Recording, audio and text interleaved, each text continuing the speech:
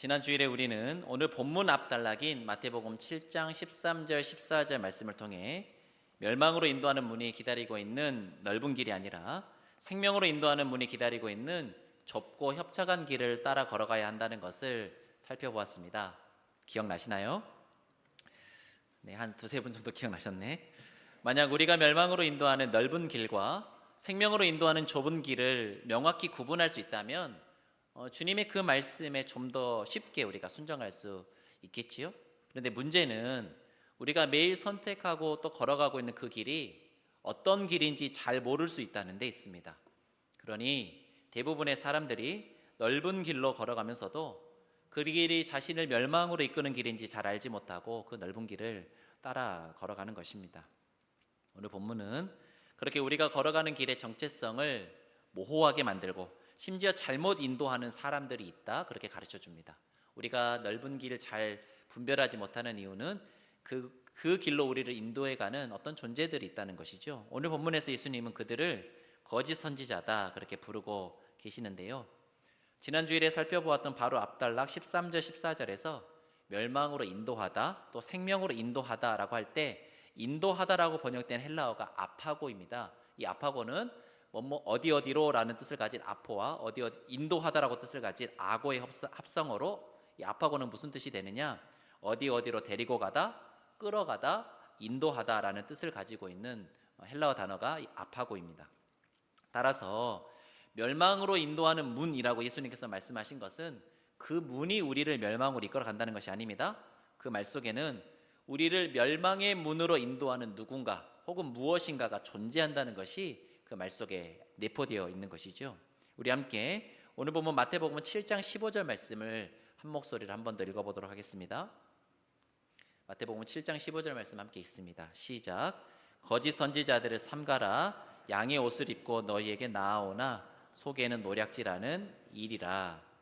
여러분, 방금 읽은 본문에서 예수님은 사람들을 멸망의 문으로 인도하는 거짓 선지자들을 일컬어 뭐라고 부르고 계시냐면 일이다, 그렇게 부르고 계십니다. 여러분, 일이라는 표현 속에 담겨있는 의미는 그들이 위험한 존재라는 것이죠. 그들이 위험한 존재인 이유는 그들이 사람들로 하여금 멸망이 기다리고 있는 넓은 길로 걸어가게 하면서도 교묘한 언변과 화술로 생명의 길을 걷고 있다고 착각하게 만들어서 회개하고 돌이키지 못하게 하기 때문에 그들이 위험한 존재라는 것입니다. 문제는 이리들이 이리의 모습으로 있는 것이 아니라 양의 옷을 입고 있어서 우리가 그들을 구별하는 것이 쉽지 않다는 것입니다. 여러분, 사기꾼이 사기꾼처럼 보이면 사기에 넘어갈까요? 안 넘어갈까요? 안 넘어가겠죠. 너무 그럴듯하게 생겼기 때문에 사기쳐도 모르고 다 넘어가는 것 아닙니까? 여러분, 사탄도 광명의 천사를 가장해서 우리에게 다가오는 것처럼 많은 사람을 멸망으로 인도하는 거짓 선지자들도 얼핏 한눈에 보기에는 거짓 선지자인지 알기가 어렵습니다. 거짓 선지자들이 얼마든지 그럴듯한 말로 자신을 참 선지자로 포장할 수 있기 때문에 그렇습니다. 우리나라 안에 수많은 교회가 있고 수많은 목회자들이 있습니다. 저도 그런 목회자 중 한 명이지요. 많은 목회자들이 자신에게 맡겨진 양떼를 주의 뜻대로 양육하기 위해 수고하고 애쓰고 계십니다. 그리고 한국교회 안에 있는 대다수의 목회자들이 100명 이하의 작은 교회에서 어렵고 힘들게 그렇게 목회하시면서 또 자신의 사명을 최선을 다해서 감당하고 계십니다. 그러나 안타깝게도 그런 작은 교회들은 계속해서 문을 닫아가고 있는 추세입니다. 갈수록 사람들이 많은 혜택을 누릴 수 있고 편하게 신앙생활할 수 있는 대형 교회로 옮겨가고 있기 때문에 그렇습니다. 그래서 개신교 전체 성장률은 마이너스인 상황에서 오히려 대형 교회들의 몸집은 갈수록 커져가고 있습니다. 코로나 때문에 그런 추세가 좀 더 가속화된 것 같다, 그런 생각도 듭니다. 오해하지 않으셨으면 좋겠습니다. 대형 교회를 일방적으로 매도하고 비판하려는 의도로 이런 말씀을 드리는 게 아닙니다. 교회의 크기가 중요한 것이 아니라 그 교회가 정말 말씀 위에 굳게 서서 교회의 본질을 지키고 있느냐가 훨씬 중요하기에 대형 교회는 무조건 문제가 많고, 여러분, 또 작은 교회라고 다 좋은 교회이진 않죠. 작은 교회는 무조건 옳고 그런 이분법적인 생각으로 말씀을 드리는 것이 아닙니다. 그런데 문제는 많은 사람들이 따라가고 있는 그 길이 정말 생명으로 인도하는 좁은 길인가 하는 것입니다. 그렇다면 정말 다행이지만 그렇지 않다면 그 교회의 크기만큼 많은 사람들이 잘못된 길을 걷고 있는 셈이지 않습니까? 많은 사람들이 다니고 있다는 것이 그 교회의 참 교회됨을 증명해 줄 수는 없습니다. 겉으로 봐서는 많은 사람들이 따르고 있는 그 목자가 참 선지자인지 거짓 선지자인지 구별하기가 어렵기 때문입니다. 그래서 주님도 참 선지자와 거짓 선지자에 대한 분명한 판결은 최종 심판 자리에서 갈리게 될 것이라 그렇게 말씀하십니다.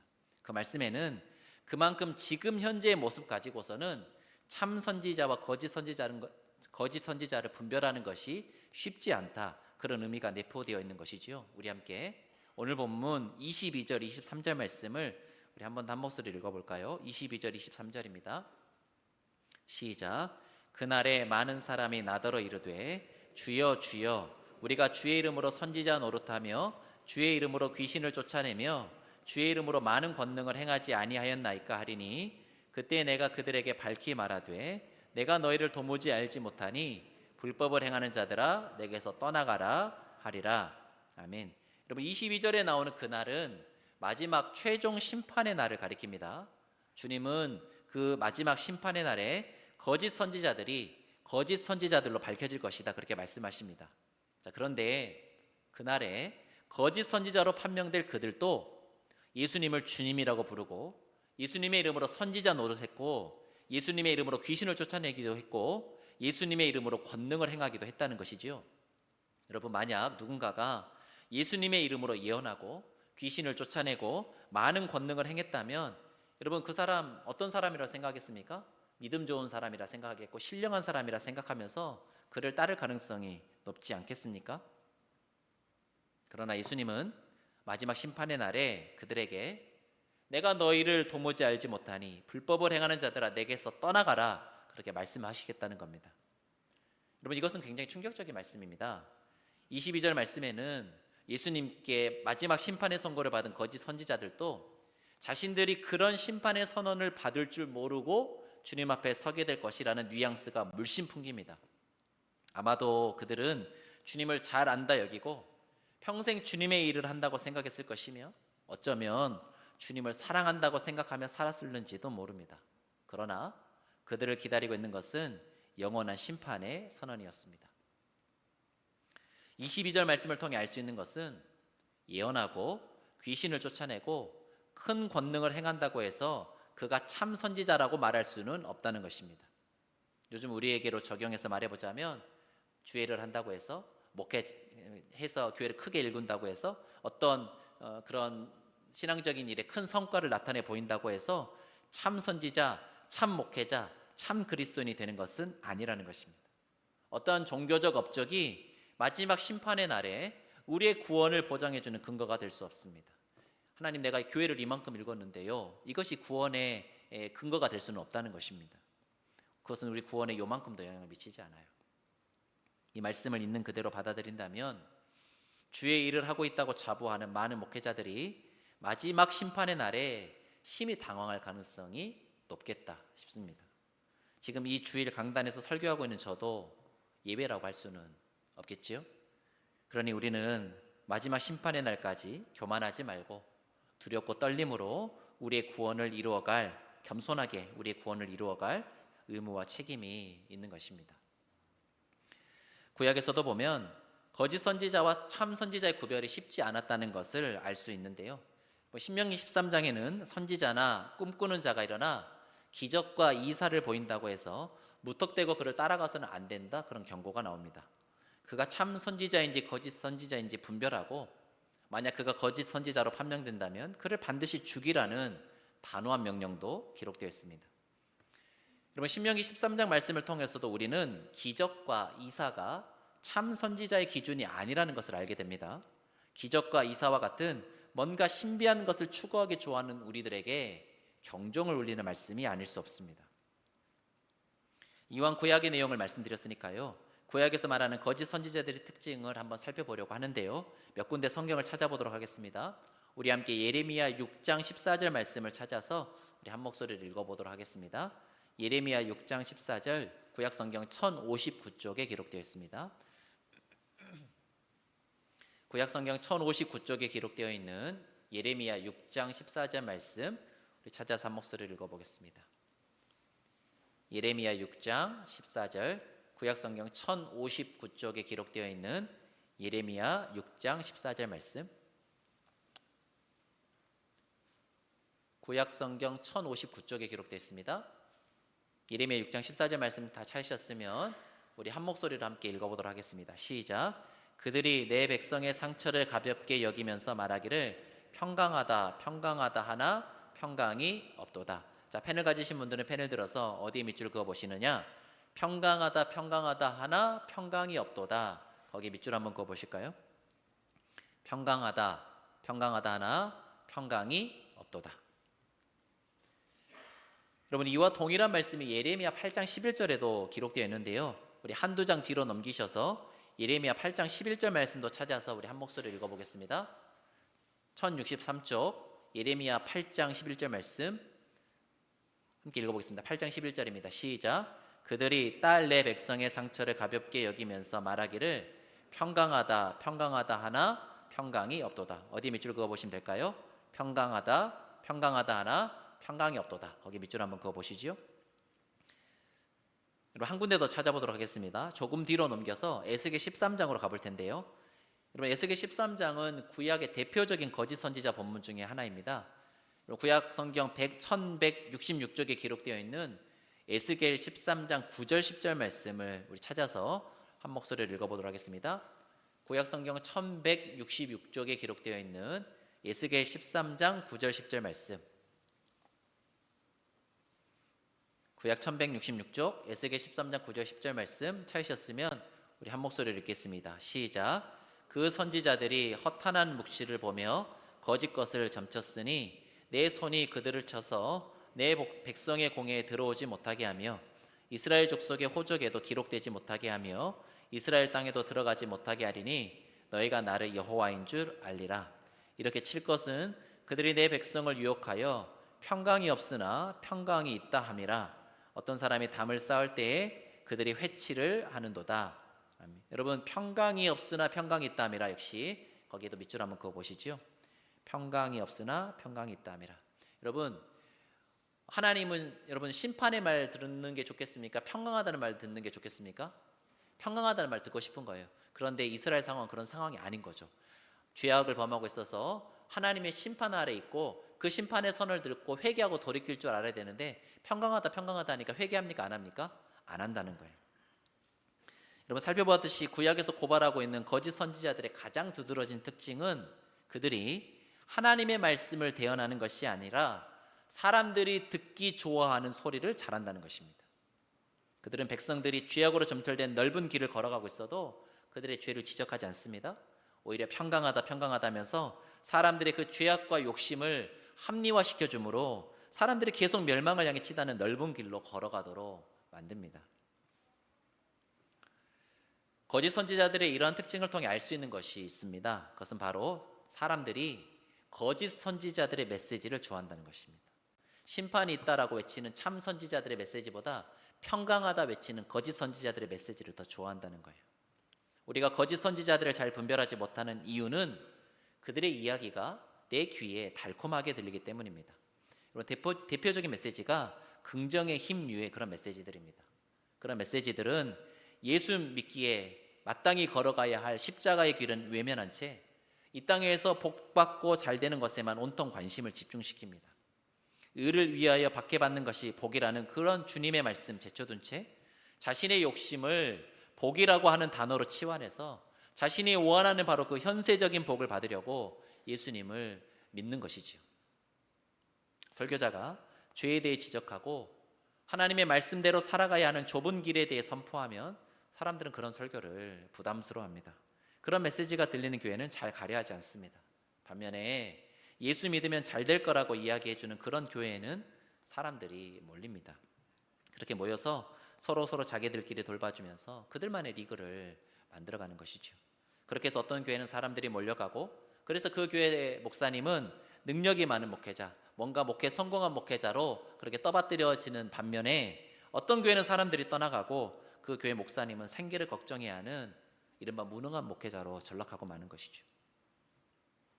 심판이 눈앞에 다가왔으니 회개하고 돌이키라는 이야기보다 평강하다라는 이야기가 훨씬 듣기 좋고 달콤합니다. 그것도 큰 교회 유명한 목사님이 말씀하시니 괜찮겠지 싶습니다. 그러나 그 달콤한 소리를 따라가다 보면 언젠가 멸망으로 인도하는 넓은 문을 만나게 됩니다. 그제서야 내가 들은 소리가 거짓 선지자의 소리였다는 사실을 알고 땅을 치고 후회하겠지만 그때는 이미 너무 늦어버린 거죠. 그렇기 때문에 오늘 주님께서 우리에게 주시는 말씀 따라 거짓 선지자를 분별하고 그들의 가르침을 삼가는 것은 해도 좋고 안 해도 좋은 그런 것이지 않습니다. 그것은 우리의 미래가 영생이냐 영벌이냐를 가르는 매우 중차대한 문제인 것입니다. 그렇다면 어떻게 거짓 선지자의 가르침을 분별할 수 있을까요? 여러분, 거짓 선지자의 가르침을 분별하기 위해서는 첫째, 그들의 메시지를 좋아하는 내 마음의 욕심을 내려놓아야 합니다. 여러분, 내 안에 넓고 편한 길을 걸어가려는 욕심이 있으면 그 욕심과 그들의 메시지가 공명하여서 시너지를 일으킵니다. 그 결과 우리는 그들의 메시지가 참 가르침인지 거짓 가르침인지 분별할 수 없게 됩니다. 여러분, 그래서 우리가 해야 할 것이 무엇이냐면 기도해야 하는 것입니다. 여러분, 기도할 때도 내 욕심과 욕망 막 아뢰는 기도, 또 여러분의 소원을 아뢰는 기도는 해도 무방하겠습니다만은 대체적으로 우리는 우리의 욕망과 우리의 야망을 아뢰는 기도 정도 하고 난 다음에 주님의 음성 잘 안 듣고 그냥 바로 돌아서서 그냥 가버리는 거죠. 열심히 부르짖고 난 다음에 주님 말씀하시려고 하면 언젠가 주님 말씀하시려고 하면 자리 없어 막 가버려요. 여러분, 기도의 시간은요 어떤 시간이냐, 우리의 욕심을 덜어내고 그 자리에 하나님의 뜻을 채우는 시간입니다. 여러분, 오늘 말씀 듣고 난 다음에 우리 합심하여 기도하는 공동체 기도의 자리가 있지 않습니까? 또한 여러분이 한 주간 여러분의 일상 속에서 올려드릴 개인 기도의 자리도 있을 것입니다. 여러분, 그 기도의 자리가 우리 주님의 겟세마네 기도의 모범을 따라서 내 뜻을 내려놓고 오롯이 하나님의 뜻만을 구하는 귀하고 복된 자리가 될 수 있기를 주님의 이름으로 축복합니다. 둘째, 거짓 선지자의 가르침을 잘 분별하기 위해서는 분별의 기준이 되는 하나님의 말씀을 우리 안에 많이 담아 놓아야 합니다. 여러분, 옛날 왕들이 음식에 독이 들어있는지 안 들어있는지 뭘로 분별을 했습니까? 은수저로 분별을 했습니다. 은수저를 담가서 색깔이 변하면 독이 있는 거잖아요. 여러분, 그런 것처럼 우리 안에 말씀의 은수저가 깊게 자리 잡고 있어야 합니다. 그래야지 말씀에 어긋나는 가르침이 들어올 때 즉시 분별하여서 그 거짓 가르침을 일거에 물리칠 수 있습니다. 여러분, 요한 1서 4장 1절에 이런 말씀이 있는데요, 사랑하는 자들아, 영을 다 믿지 말고 오직 영들이 하나님께 속하였나 분별하라. 많은 거짓 선지자가 세상에 나왔습니다. 여러분, 영 분별할 때 무엇으로 분별해야 하는가? 말씀으로 분별해야 하는 것입니다. 진리이신 하나님의 말씀으로 충만할 때만이 거짓된 영의 속임수를 능히 분별할 수 있음을 믿으실 수 있기를 바랍니다. 하나님의 말씀으로 부단히 우리의 마음을 갈고 닦을 때 그 말씀의 은수저가 모든 거짓된 영들의 유혹으로부터 우리를 지켜주신다는 사실 마음에 깊이 새기셔서 늘 하나님 말씀 읽고 묵상하고 그 말씀에 순종하며 살아가는 우리 모두가 될 수 있기를 간절히 바랍니다. 하지만 이렇게 메시지를 통해 참인지 거짓인지 구별되는 케이스는 비교적 쉬운 케이스입니다. 때로는 교묘한 화술로 인해 그가 참 선지자인지 거짓 선지자인지 그 메시지를 듣고는 잘 구별이 안 될 때가 있어요. 그래서 예수님은 오늘 보면 16절에서 20절 단락에 더욱 분명한 분별 방법을 말씀해 주고 계시는데요, 우리 함께 오늘 보면 마태복음 7장 16절에서 20절 말씀을 우리 한 목소리를 읽어보도록 하겠습니다. 다시 신약성경 10쪽으로 돌아오셔서 마태복음 7장의 16절에서 20절까지 말씀 우리 한 목소리를 읽겠습니다. 시작. 그들의 열매로 그들을 알지니 가시나무에서 포도를 또는 엉겅퀴에서 무화과를 따겠느냐. 이와 같이 좋은 나무마다 아름다운 열매를 맺고 못된 나무가 나쁜 열매를 맺나니 좋은 나무가 나쁜 열매를 맺을 수 없고 못된 나무가 아름다운 열매를 맺을 수 없느니라. 아름다운 열매를 맺지 아니하는 나무마다 찍혀 불에 던져지느니라. 이러므로 그들의 열매로 그들을 알리라. 아멘. 여러분, 혹시 소나무와 잣나무 구별하실 수 있으신가요? 소나무와 잣나무. 여러분, 겉으로 보기에는 소나무와 잣나무가 아주 비슷해 보여서요, 구별하기가 참 쉽지 않은데요, 여러분, 제가 예전에 우리 큰딸 수아가 유치원에 다닐 때 아빠 참여 수업으로 생태공원을 제가 따라간 적이 있습니다. 거기서 제가 소나무와 잣나무 구별하는 방법을 배워왔는데, 여러분, 소나무는요 그 잎이 한 묶음에 2개씩 납니다. 그런데 잣나무는 5개씩 나요. 그러니까 잎이 2개가 나면 무슨 나무? 소나무. 5개 나면 잣나무. 참 잘했어요. 여러분, 또 열매가 좀 다릅니다. 여러분, 솔방울, 소나무의 열매인 솔방울은 5cm 정도 크기가 크지 않습니다. 근데 잣나무 열매는 12cm에서 15cm 정도로 한 2~3배가 더 큽니다. 여러분, 그러니까 큰 열매가 맺혀 있으면 무슨 나무? 잣나무. 작은 열매가 맺혀 있으면 소나무. 이렇게 똑똑하신가? 여러분, 나무를 봐서는 언뜻 구별하기 쉽지 않은데 무엇을 보니까 구별이 됩니까? 잎과 열매를 보니까 소나무와 잣나무를 구별할 수 있는 거죠. 여러분, 소나무와 잣나무 뿐이겠습니까? 여러분, 우리가 나무 하나하나의 특징은 다 알지 못한다 하더라도요, 여러분, 그 나무에 배가 열리면 무슨 나무입니까? 배나무죠. 감이 열리면요, 감나무인 겁니다. 열매를 보면 그 나무를 알 수 있는 것이죠. 자, 그런데 오늘 본문을 보시면 예수님께서 이 나무와 열매 원리를 들어서 조금 더 날카롭게 비유를 들고 계시는데, 우리 16절 말씀 한 번 더 읽어보겠습니다. 마태복음 7장 16절입니다. 시작. 그들의 열매로 그들을 알지니 가시나무에서 포도를 또는 엉겅퀴에서 무화과를 따겠느냐. 여러분, 여기서 예수님께서 예로 드신 가시나무, 엉겅퀴는 열매를 맺지 않은 식물들입니다. 그러니까 예수님은 거짓 선지자들의 삶이 열매가 없는 삶이라는 사실을 드러내신 겁니다. 여러분, 거짓 선지자들을 분별할 수 있는 가장 중요하고도 확실한 방법이 무엇이냐? 그들의 가르침이 그럴듯한가가 아니라 그들이 가르친 대로 살고 있는가, 그들이 가르친 대로 그 삶에서 열매가 나타나고 있는가, 그것을 살펴보라는 것입니다. 예수님께서 예수님 당대의 거짓 선지자들로 지목하신 바리새인과 서기관들에 관한 말씀이 마태복음 23장 3절에 기록되어 있는데요, 우리 함께 마태복음 23장 3절 말씀 찾아서 한 목소리 읽어볼까요? 신약성경 38쪽, 신약성경 38쪽에 기록되어 있는 마태복음 23장 3절 말씀, 마태복음 23장 3절 말씀 함께 읽어보도록 하겠습니다. 신약성경 38쪽 마태복음 23장 3절 말씀 시작. 그러므로 무엇이든지 그들이 말하는 바는 행하고 지키되 그들이 하는 행위는 본받지 말라. 그들은 말만 하고 행하지 아니하며. 여러분, 바리새인들도 그럴듯한 가르침을 가르쳤습니다. 꽤 괜찮은 사람인 것처럼 보입니다. 그러나 그들은 가르친 대로 살지 않았단 말이에요. 여러분, 어떤 목사님의 말씀, 특히 제 이야기 듣고 제 이야기가 그럴듯하게 들린다 하더라도요, 제가 그 말씀대로 제가 못 살고 있잖아요. 그러면 저는 아무것도 아닌 거죠. 제가 이야기하고 있는 가르침은 진실된 가르침일 수가 없는 것입니다. 저는 성경을 읽으면 읽을수록 우리가 살아가는 삶의 걸음이 우리의 구원과 밀접히 관련되어 있다는 사실을 새록새록 깨닫게 됩니다. 우리는 분명 믿음으로 구원받습니다. 하지만 믿음이 구원에 대한 유일한 해답인 이유는, 여러분, 믿고 그 다음에 믿었으니까 나는 이제 구원받았어 하고 아무런 행함이 없다고 한다면 그 믿음 거짓된 믿음입니다. 믿음이 해답인 이유는 믿음만이 진정한 순종과 행함을 가능하게 하기 때문에 믿음이 답인 겁니다. 실제로 믿음이라고 번역되는 헬라어 피스티스는 믿음이라고 하는 뜻 외에 신실함, 충성됨이라는 뜻을 동시에 가지고 있는 단어입니다. 따라서 믿음으로 구원받는다는 말은 무슨 말로 바꿀 수 있는 겁니까? 신실한 삶으로 구원받는다. 하나님 말씀에 순종하며 살아가는 신실한 삶의 걸음의 결과 구원받는다. 또 충성됨으로 구원받는다는 말 무슨 말입니까? 예수님 한 분께만 그 마음을 드리는 충성됨, 다른 거 바라보지 않고 다른 거 추구하지 않고 오직 예수님께만 충성하며 예수님 말씀에만 순종하며 살아가는 그 참된 충성됨으로 구원받는다, 그런 뜻입니다. 한국에 나온 세계적인 신학자인 김세용 교수님께서 한국교회를 진단하시면서 한국교회에서는 3가지를 하고 3가지를 안 하면 신앙이 좋은 사람으로 인식된다, 그렇게 말씀하신 거 제가 들은 적이 있는데요, 교수님 말씀에 따르면요, 주일성수, 11조, 교회 봉사하면 좋은 교인, 술, 담배 안 하고 제사 안 드리면 좋은 교인이라는 거예요. 여러분, 물론 그런 것들 중요합니다. 주일성수 잘 해주시면 좋겠고요, 11조도 하시면 여러분에게 유익이 됩니다.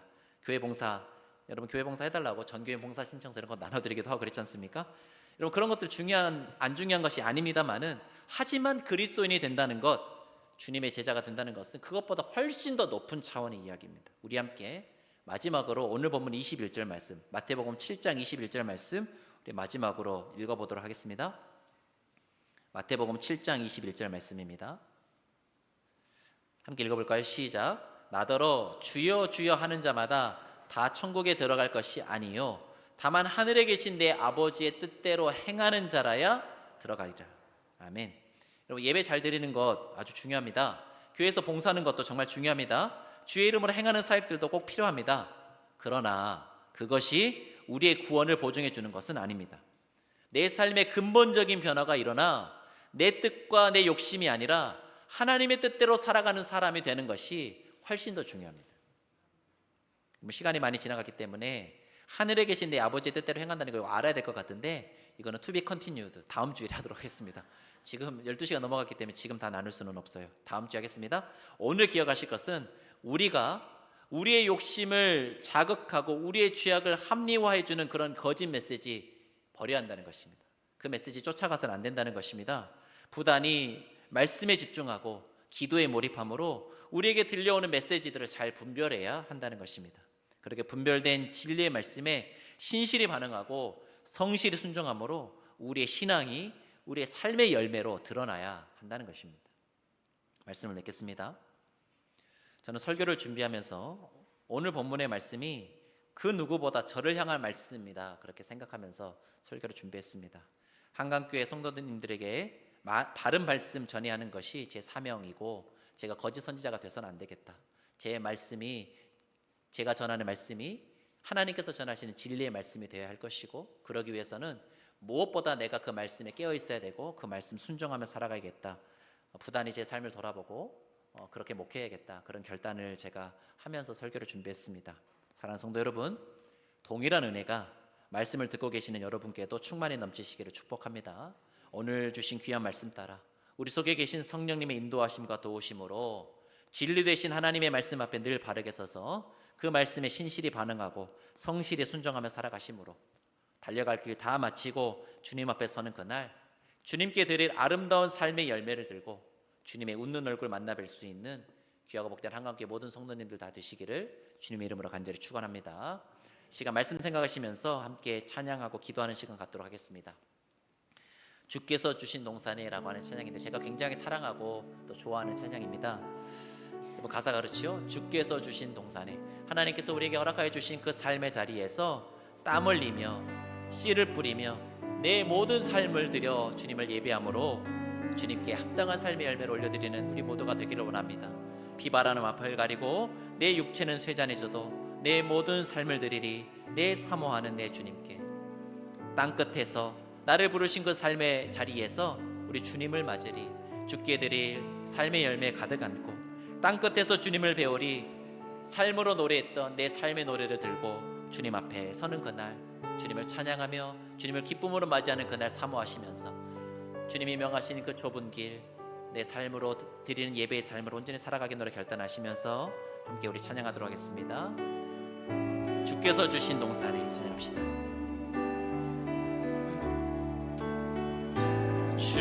주께서 주신 동산에 땀 흘리며 씨를 뿌리며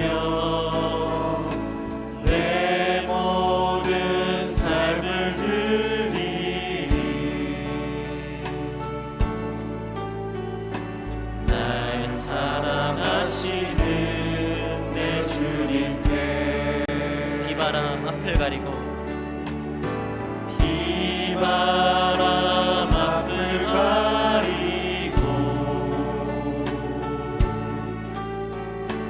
내 육체는 쇠잔해져 내 모든 삶을 드리리 내 모든 삶을 드리리 내 사모하는 내 주님께.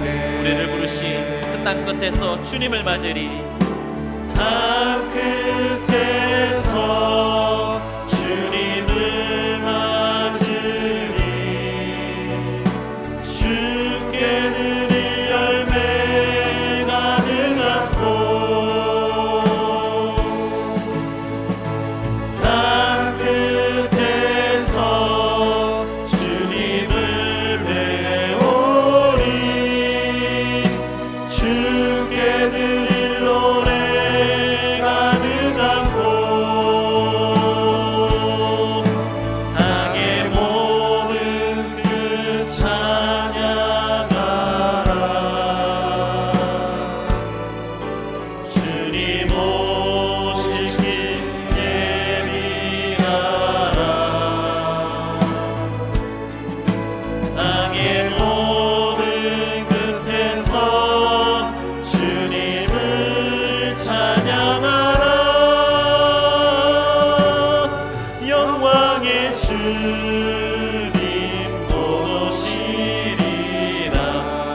끝에서 주님을 맞으리.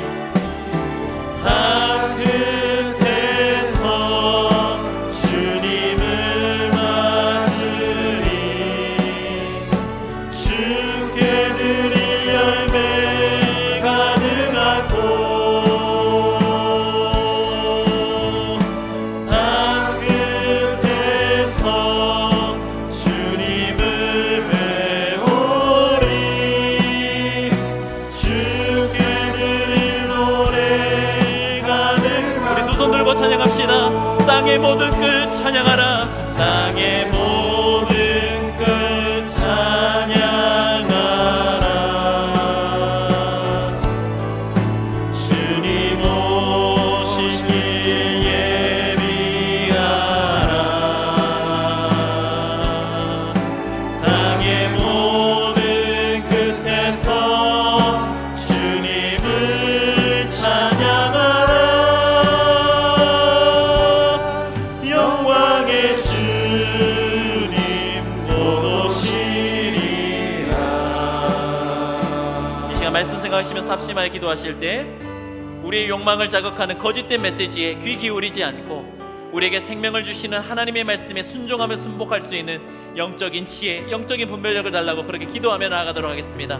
우리 속에 늘 말씀의 은수저가 살아있도록 부단히 하나님의 말씀에 집중하고 기도를 통해 우리의 욕망을 자극하는 세상 유혹 떨쳐버릴 수 있는 영적인 힘을 공급받아서 우리 삶의 열매로 우리의 믿음을 드러내고 증거하며 살아가는 우리 모두가 될 수 있게 해달라고 이 시간 주님의 이름 한번 부르고 합심하여 기도하며 나아가도록 하겠습니다. 주여,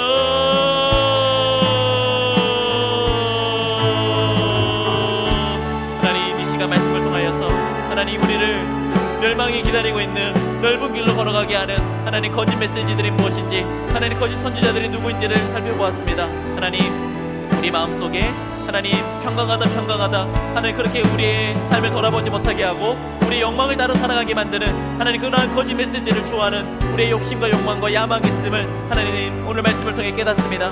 하나님 그 모든 이 욕심과 야망과 하나님 기뻐하시지 않은 모든 것들을 다 내려놓고 하나님 거룩하신 말씀 따라 온전히 순종하며 살아갈 수 있는 우리 모두가 될 수 있도록 주님 인도하여 주옵소서. 하나님 우리 속에 늘 말씀의 은수저가 살아있어서 부단히 하나님의 말씀에 집중함으로 말미암아 하나님 우리를 유혹하는 모든 거짓 메시지들을 물리치고 하나님 기뻐하시는 길 그 순종의 걸음을 신실히 걸어갈 수 있는 우리 모두가 될 수 있도록 주님 인도하여 주옵소서. 하나님 또한 하나님 부단한 기도를 통해서 하나님 우리 욕망을 자극하는 그 세상 유혹들을 다 떨쳐버리고 하나님 기뻐하시는 그 거룩한 뜻을 따라 살아갈 수 있는 영적인 힘을 공급받아 늘 성령 충만하여 살아갈 수 있는 우리 모두가 될 수 있도록 주님 인도하여 주옵소서. 그래야 하나님 우리의 삶의 열매로 우리의 믿음을 드러내며 우리의 믿음을 증거하며 살아가는 우리 모두가 될 수 있도록 주님 인도하여 주시고 함께하여 주옵소서. 땅의 모든 끝 찬양하라. 주님 오실 길 예비하라. 땅의 모든 끝에서 주님을 찬양하라. 영광의 주님 곧 오시리라. 영광의 주님 곧 오시리라. 영광의 주님 곧 오시리라.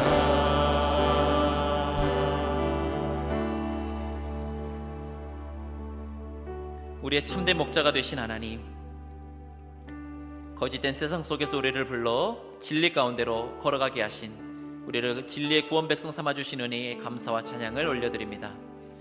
오늘 말씀을 통하여 우리 삶의 열매가 우리의 믿음을 드러낸다는 것을 깨달았습니다. 우리의 욕망을 자극하여 우리를 넓은 길로 이끄는 거짓된 메시지에 귀 기울이지 않고 오직 하나님의 말씀 따라 생명의 길을 걸어갈 수 있는 우리 모두가 되게 하여 주옵소서. 늘 말씀과 기도로 거룩하여져서 우리를 향하신 하나님의 뜻을 잘 분별하고 우리의 마음을 새롭게 함으로 변화를 받아 하나님의 선하시고 기뻐하시고 온전하신 뜻에 온전히 순종하며 살아갈 수 있도록 성령 하나님 우리의 삶을 붙들어 주시고 가장 선한 길로 인도하여 주옵소서. 감사와 찬양을 드리며 이제는 우리 주 예수 그리스도의 은혜와 하나님 아버지의 다함 없으신 사랑하심과 성령 하나님의 감동 감화 위로 교통하심이 우리의 욕망을 자극하는 거짓된 메시지에 귀 기울이지 않고 늘 말씀과 기도로 거룩하여져서 우리를 향하신 하나님의 뜻에 온전히 순종하고 순복함으로 우리 삶의 열매로 우리의 믿음을 드러내고 증거하며 살아갈 것을 결단하고 다짐하는 사랑하는 한강교회 성도들의 머리 위에와 그들의 일터와 가정 위에, 또 주님이 핏값 주고 사신 귀하고 복된 한강교회 위에 이제로부터 영원까지 함께 하시기를 간절히 축원하옵나이다. 아멘.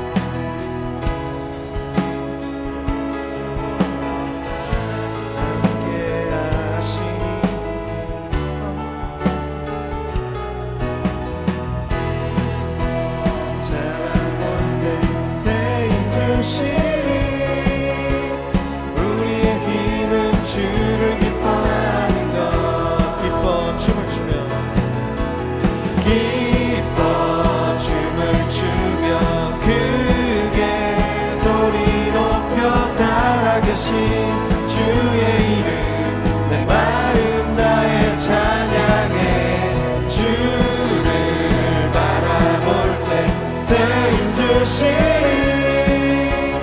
우리의 힘은 주를 기뻐하는 것.